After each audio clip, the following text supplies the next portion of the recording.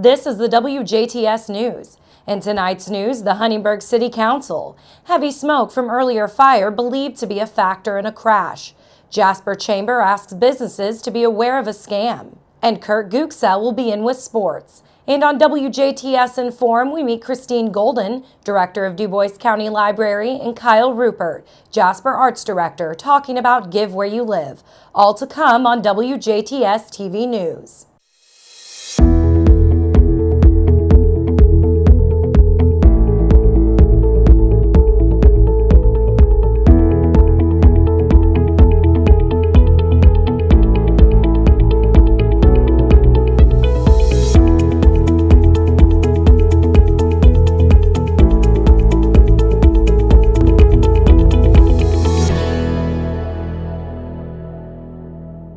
Good evening, I'm Jenna Schaffer with the news.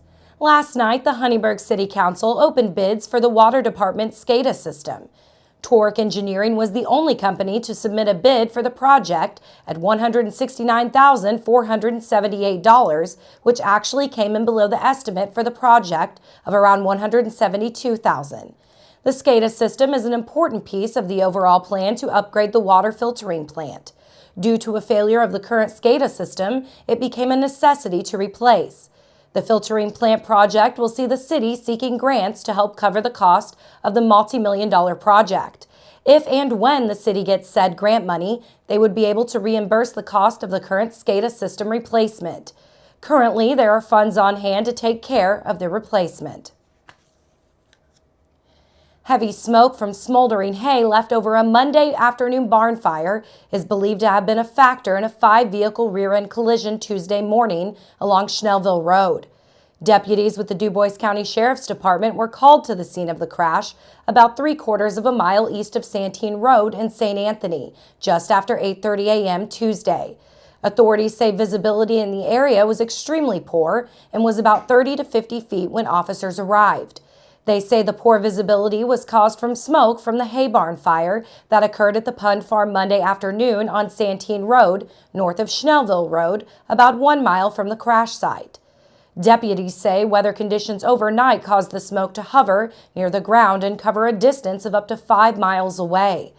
A passenger car driven by 19-year-old Jalen Williams of Birdseye encountered the smoke and slowed and turned on her hazard lights. She was then rear-ended by a passenger car driven by 75-year-old Gail Nunn of Eckerty, who was then rear-ended by a pickup driven by 18-year-old Dezen Berg of Birdseye, pushing Nunn's car back into the rear of Williams' car. After the first collision, a fourth vehicle driven by Ivan Atkins of Birdseye rear-ended Berg's vehicle, which deputies say was offset to the left. While the fifth vehicle involved, a passenger car driven by 89-year-old Helen Tizing of Schnellville, rear-ended Berg's truck. Deputies say was offset to the right. Williams complained of pain to the head. Berg was not injured. Atkins complained of shortness of breath, and Tizing suffered a small cut to her hand. All refused treatment at the scene. A passenger in the Nunn car, 76-year-old David Nunn, who complained of pain to the right hip and shoulder, was taken by ambulance to Memorial Hospital in Jasper for treatment of his injuries and was released a short time later. David's wife, Gail Nunn, who was accompanying her husband to the hospital, decided to seek treatment while she was at Memorial Hospital as well. She was also released a short time later. No charges were filed. Schnellville Road was closed for about an hour and a half while the scene was cleared and the smoke lifted. Deputies were assisted at the scene by Celestine First Responders, St. Anthony First Responders, the Du Bois County Highway Department, and Memorial EMS.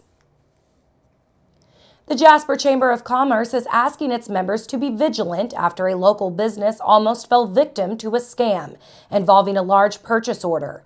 The chamber says an individual who identified himself as Sean Hendricks from Los Angeles contacted the business to purchase a large amount of material to be shipped to Hawaii.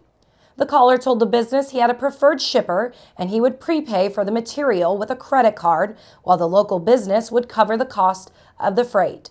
Hendricks would then send them a check to cover the cost of the shipping. The chamber says the business owner did some research and determined this type of scam is somewhat common and has been around for years. The scammer uses a stolen credit card to pay for the materials and then sticks the business with the shipping costs of the materials.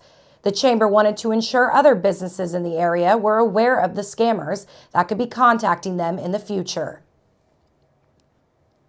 Trustees for the DuBois County Rec Operation Roundup Fund met last month to award grants to 7 local organizations. This brings the total amount of grants awarded in the community to more than $345,000 since 2011. Operation Roundup is just what the name implies. DuBois Rec simply rounds up the electric bill of participating members to the next highest dollar. That spare change is overseen by a board of trustees, who are also DuBois Rec members. Local groups and organizations can then apply for grants from this fund. Those eligible to apply for the funds include groups or organizations located within the DuBois Rec Service Territory, which covers the counties of DuBois, Crawford, Perry, Pike, Orange, and Martin. Grants are available for local volunteer fire departments, youth programs, 4-H, senior citizen programs, and other community service projects. The fund will not be used to pay any electric or utility bills or be used in any way to support or oppose any political candidate or campaign. Recipients of Operation Roundup grants awarded in the most recent cycle include Northeast DuBois Middle School, Special Education Program, who received $2,500 to purchase multiple sensory items to be used by students, as well as classroom supplies and a computer program that allows students with learning disabilities to learn skills independently while using desired reinforcers to motivate students. TRICAP received $1,500 to provide assistance to low-income residents for emergency home repairs, food or medicine. Forest Park Junior High Special Education received $1,000 to help fund flexible seating options and campus job skills for students. Pine Ridge Elementary School received $2,000 to pave the existing track and add an interactive walking trail around the school. Madison Township of Ireland Fire Department received $4,840 to purchase store fittings and caps for all DuBois County fire departments. These fittings are quick couplers that all departments can use for easier and quicker connections when offering mutual aid in a fire event. Boys and Girls Club of Harrison and Crawford counties received $1,000 to help fund scholarships for low-income students to attend their summer program. And Tri-County YMCA received $2,000 to expand their Rock Steady boxing program for people with Parkinson's disease. DuBois Rec will accept applications for the next grant cycle of Operation Roundup. Grants November 1st through the 30th. Grants must be submitted before 4 p.m. on November 30th. Representatives from local civic groups, nonprofits, or community organizations who would like to apply for an Operation Roundup grant can download the application forms from DuBoisRec.com. Applications are also available at the DuBois Rec office by calling 812-482-5454 or sending an email to Kyla Jones at KylaJDuBoisRec.com. Superior Ag has announced the appointment of Preston Weisheit as credit manager. Weisheit will be accountable for the entire credit granting process, including implementation of all dealer financing programs. He will assess credit worthiness of potential customers with the goal of optimizing the mix of company sales and bad debt losses. Weisheit will work closely with administrative support staff and sales specialists to develop and maintain relationships with member customers. He will be based out of the Huntingburg Administrative Office. Weisheit received a bachelor's degree in agricultural economics from Purdue University, along with 3 minors: organizational leadership and supervision, food and agribusiness management, and farm management. For the past 13 years, he has been an ag and commercial lending officer at 2 large financial institutions, Old National Bank and First Financial, respectively. He also works at his family-owned and operated farm, Weisheit Brothers Farm, where they have a farrow-to-finish operation of over 7,000 head annually. Weisheit contributes in the operations at his family's farm, along with assisting in record-keeping, annual budgets, crop input purchases, and helps with maintenance and upkeep. Weisheit and his wife Alyssa reside in Ireland with their 4 children.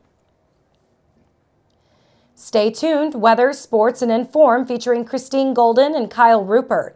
All still to come on 18 WJTS News.